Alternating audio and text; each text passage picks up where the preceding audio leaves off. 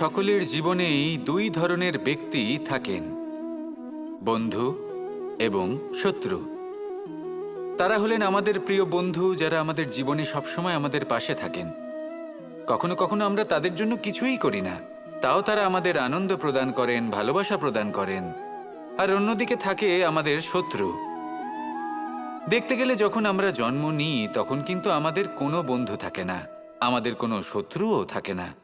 কিন্তু যত ধীরে ধীরে আমরা জীবনে এগোতে থাকি, আমাদের বয়স বাড়তে থাকে, তখন আমাদের বন্ধু আর শত্রু এই দুইয়ের সংখ্যা বাড়তে থাকে। আর সেই সব কিছু নির্ভর করছে আমাদের কথার ওপর এবং আমাদের ব্যবহারের ওপর।